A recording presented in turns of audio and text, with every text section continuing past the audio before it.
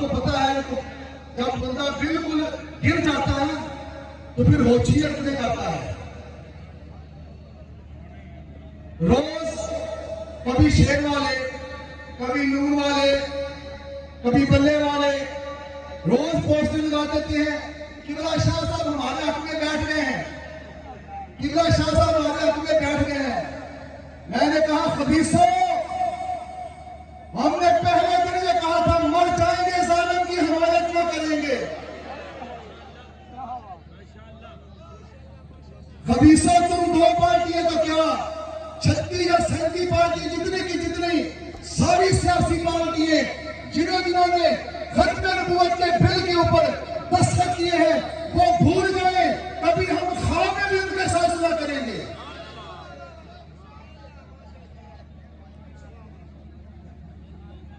ऐसी होशियत से अगर अपनी मां का दूध पिया है तो बदाम लगाओ।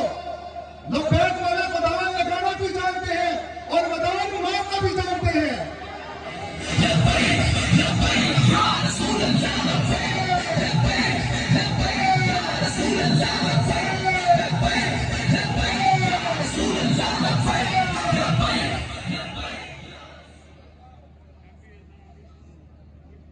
रोज पोस्टर लगाते हो, दोस्त लोग सामना करो, हर मैदान में हमने तुम्हें शिकस्त दी है।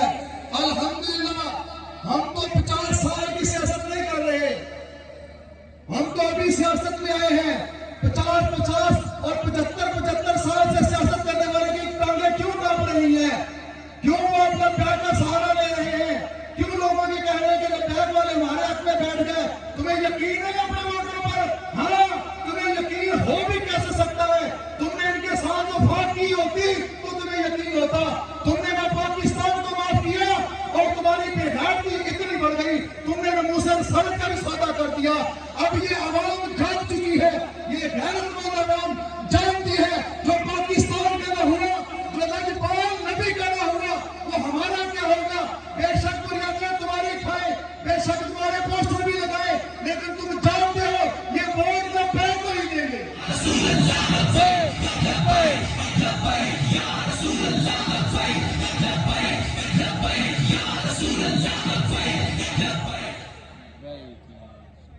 मैंने इकबाल से पूछा, इकबाल ये 75 साल से सियासत करने वालों को क्या हो गया है?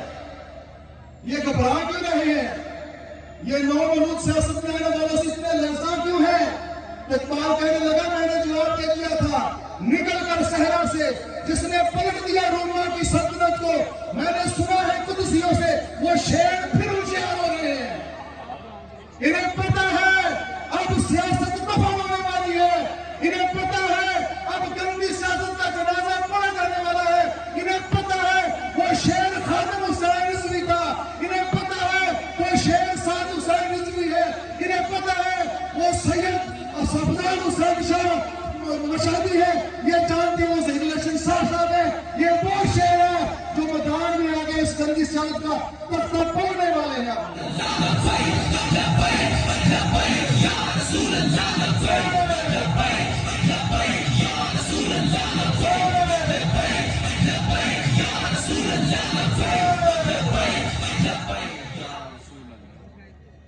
और एक और इनकी दोगला पॉलिसी, इनकी मुनाफत, कहते हैं सैयद वाशिफ क्या था, ये क्यों आ गए सियासत में, ये पीली मिली करें, आस्थाना चलाए, इतनी अल्लाह ने इज्जत दी है, इन्हें क्या जरूरत पड़े सियासत में आने की?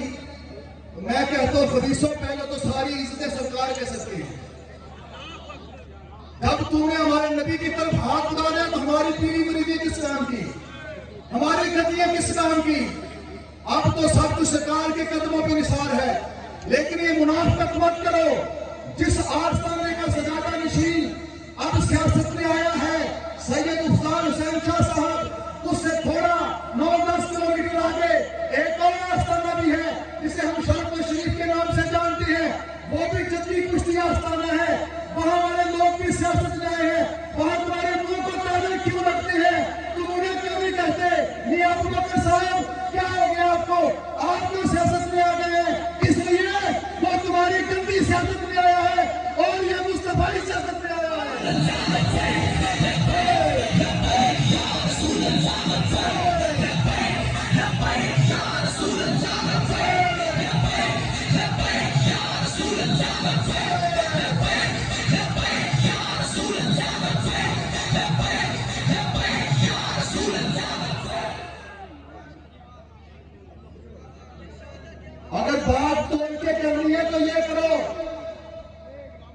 इधर तो सियासत करने वाले सुबह से लेकर शाम तक अल्लाह और रसूल का नाम ले रहे हैं, और उधर नाचने वाली साथ है, उधर औरतों के दुपट्टे उतरे हुए हैं, वो कंपेयर कर रही है। तुम्हारे मर्द मर गए, तुम्हारे पास मर्द है ही नहीं, मर्द सारे तो पैक वाले के पास आ गए।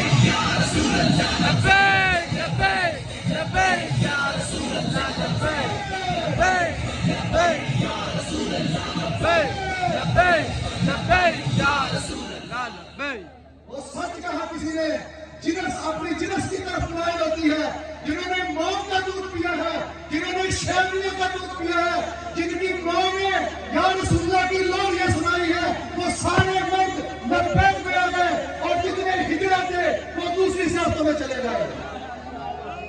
इसलिए कहते हैं सियासत में सियासत आ गया। सियासत में तो और बड़े आदमी है, वो सूरज अख्तारी भी है, वो तहारा शरीफी भी है। वो तुम्हें मौलवी नजर नहीं आता, या तुम्हें इस्लाम से तकलीफ है, निज़ाम मुस्तफा से तकलीफ है, तुम्हें सियासत करने से कोई मसला नहीं मौलवियों के, तुम्हें मसला है निज़ाम मुस्तफा से, तुम्हें मसला है सरकार की इज्जत से। लेकिन हमने भी अपना कसम खा ली है, मर जाएंगे जालिम की हमायत न करेंगे, और कभी तर्क रवायत न करेंगे।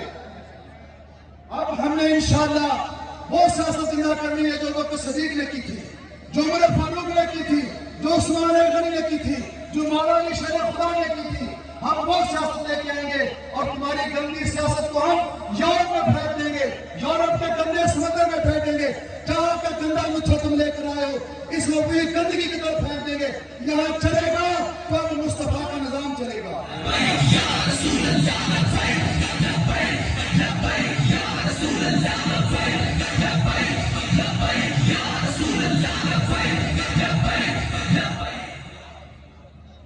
एक बात दीवानों, हम जिस रास्ते पर निकले हैं ना, इस रास्ते में तकलीफें जरूर हैं, मुसीबतें जरूर हैं, परेशानियां जरूर हैं, लेकिन इसकी मंजिल बहुत शानदार है।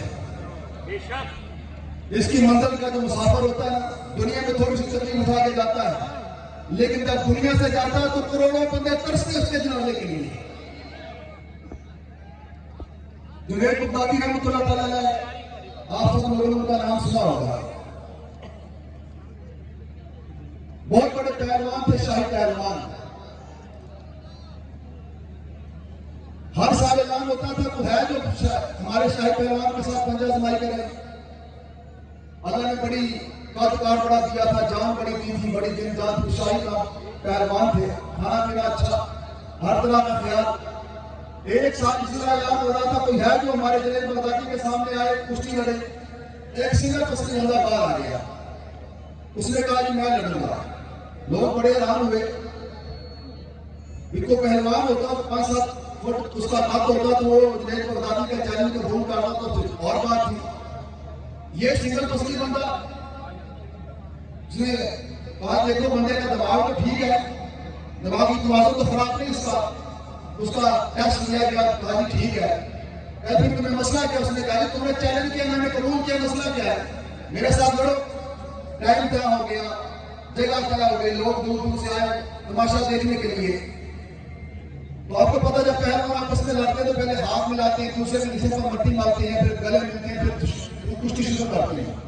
दूसरी तरफ अपने दूसरे को पूरा मट्टी मिलाई, हाथ मिलाया, जब करीब हुए तो सिंगल पसली बंदे ने कान में कहा, उसने कहा जुनैद ख्याल करना मैं आले नबी हूं।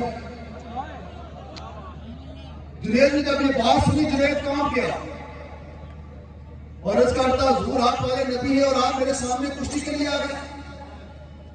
तो आप मानने लगे मैं पहलवान नहीं हूं। आप जुनैद बगदादी कहने लगा मुझे भी पता है आप पहलवान नहीं है, मैं पहले सोच रहा था कि ये बंदा क्यों अपनी जान का दुश्मन है, लेकिन हुजूर आप इसके बावजूद मुझे मेरा चैलेंज तो आपने कबूल किया। तो आपने फरमाया कि मैं हालात से बड़ा काम हूँ, बच्चे मेरे बड़े भूख से नडहाल हैं और मुझे हालात किस तरह का कर दिया है, मैं हाथ किसी सामने फैला नहीं सकता क्योंकि आले नबी हूँ। नाना जी की इज्जत का मसला है। तो मैंने एक हीरा सोचा कि चलो जुनैद बगदादी से थोड़ा सा अर्ज कर देते हैं, चलो मैं मामला समझ गया तो मेरी जिंदगी बन जाएगी। जुनैद तुमने जिंदगी में बड़ी कुश्तियां जीती हैं, लेकिन आज मेरी खातिर एक कुश्ती हार जाएगा। मेरे लिए आज एक कुश्ती हारना, तू एक कुश्ती हारेगा मेरी जिंदगी समझ जाएगी, मुझे बड़ा नामो कराम मिलेगा और मेरे बच्चे जो खुशहाल हो जाएंगे। जुनैद बगदादी ने जब ये बात सुनी तो जुनैद बगदादी ने खामोश हो गया। उसके बाद उन्होंने हाथों में हाथ जब डाले तो जुनैद बगदादी जान के नीचे गिर गया, आले रसूल के सीने पे बैठ गए। हर तरफ से लोग हैरान हो गए, इतना बड़ा पहलवान और एक कमजोर बंदे से हार गया। लोगों ने थू थू किया, लोगों ने जूते मारे, लोगों ने गाली निकाली। और आपको पता है बंदा जब पहली दफा हारे, कितनी दफा जीतने के बाद पहली शिकस्त बड़ी मुश्किल से और बड़ी परेशान करती है। बड़ा दर्द, बड़ा तकलीफ, बड़ा दुख हुआ और बड़े ही आप गमगीन हुए। वक्त के बादशाह भी खतरनाक हो गया, जुनैद तूने मेरा खाया पिया हराम कर दिया, निकल जा मेरे दरबार से, निकल जा मेरी नौकरी से, मैंने तुम्हें अपनी नौकरी से भी फारिग कर दिया, दफा हो जा। तो जुनैद बगदादी ने सारा कुछ कबूल किया। क्यों कबूल किया? आप इसलिए तो शायर कहता है, यार के नाम दा मिले में ना मुझे सुने ना चोरी पा लेंगे। आपने कहा ये हार तो है, तकलीफ तो बड़ी है, लेकिन हारा किस लिए हूं? आले रसूल के लिए। तो आप गंभीर होकर चल पड़े और जाकर घर सो गए। उधर सोए, उधर आमना के लाल आ गए, उधर आका का तशरीफ ले आए और जुनैद की किस्मत आ गई। पूछा, जुनैद आज बड़ा गम में लग रहे हो, बड़े दुखी लग रहे हो, आज लगता बड़ी तकलीफ हुई है। हाथ बांध के उसका लगा, जरूर तकलीफ भी बड़ी है, गम भी बड़ा है, दुख भी बड़ा है। पहली दफा हारा हूं, इतनी जीत के मजे लिए हैं, आज पहली दफा हार में बड़ी तकलीफ दी है, लेकिन एक खुशी भी है कि हारा किसके लिए हूं। और जितन जितन हर कोई खेले तू हारन खेल फकीरा, और जितन दामल कौड़ी पैदा हारन दामल हीरा। आप मानने लगे, आज मैं आपकी हाल के लिए आ रहा हूं। आपकी हाल को मैंने हमने देखा तो मैंने कहा, जुनैद सारी जिंदगी तूने जीता है, आज हार के भी देख ले। तो यार सुल्तान ने हार इसलिए कि आपकी हाल सामने आ गई हो। तो अल्लाह पाक आपने फरमाया, तेरी जीत बड़ी बड़ी तूने जीत बड़े बड़े मार के साथ किए हैं, लोग तेरी जीत बोल देंगे, लेकिन हम तेरी हार को नहीं बोलने देंगे। तूने हार हमारे लिए लिए ना, तो फिर तू करते आया मैं क्यों बदनसीबा नजारा रंगा चेहरे मोहम्मद। अब तो अपनी काउंसिलिंग छोड़ के देता, तो अपने एमएलए की सीट छोड़ के देता, तो अपनी 2 जगह की नौकरी आले रसूल के लिए, नबी के दीन के लिए छोड़ के तो देखता। मुमताज कादरी ने अपनी नौकरी को ठोकरी मारी और आज गरीब मोहल्लों में, आज मस्जिदों में मुमताज कादरी का नाम लिया जा रहा है। खादिम हुसैन रिजवी अपनी टांगों से मजबूर था, लेकिन लोग इसकी बेइज्जती को हाथ लगाने को तरसते थे। इसलिए बाबा जी फरमाया करते थे, आया ना तो बाप नसीबा नजारा लगा देंगे मोहम्मद।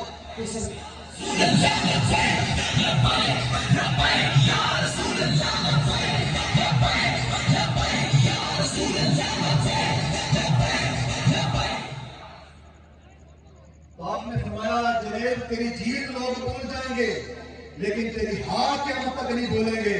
जा, तूने दुनिया का दुख बर्दाश्त किया, दुनिया के ताने बर्दाश्त किए, दुनिया के तुमने मेरे बर्दाश्त किए, मेरी हाल की खातिर जा, मैं तुझे गलियों का सरदार बनाता हूं। के बाद अपने जमाने के गलियों का तू सरदार होगा और कयामत तक लोग तुझे जानेंगे कि एक जुनैद बगदादी था जिसने अपनी नौकरी, जिसने अपनी शान और शौकत एक आले रसूल के लिए कुर्बान की थी। तो नबी राजपाल ने इतनी कीमत उसकी अदा की कि नस्लें खाती है, भूलेगा नहीं। मेरे भाई, मेरा सवाल ये है, वो आले नबी, वो आले रसूल, वो तो आए थे अपनी जात के लिए, उनके अपने मामलात कैसे थे, कुछ घरेलू हालात ऐसे थे, वो मैदान में आए। जुनैद ने उस आले रसूल का अदब किया और ये मकाम पा गया। ये आले रसूल आए सरकार के दीन के लिए, ये सरकार शाह साहब तशरीफ लाए हैं तो मुझसे रिसालत के लिए। इन्होंने अपना आस्थाना भी कुर्बान किया, अपनी पीरी मुरीदी भी दांव पे लगाई, अपना सब कुछ दांव पे लगा दिया कि मेरे नाने का दीन मर जाए, मेरे नाने की नमूस पर पहुंचने वाले कुत्तों के गिरफ्तारों को पकड़ा जाए। ये सब कुछ छोड़ के हैं, तो जो इनसे वफा करेगा, एक कागज का टुकड़ा देगा, तो बताओ फिर उसे अल्लाह कितना इनाम देगा। इसलिए मेरे भाई, आप मैदान अमल में आए और गज के आए और बताएं, हम लबैक वाले हैं, हमारा जीना भी सरकार के लिए, हमारा मरना भी सरकार के लिए। एक वोट की हैसियत क्या है, हमारा सब कुछ सरकार पे कुर्बान है। अल्लाह पाक हम सबको की तौफीक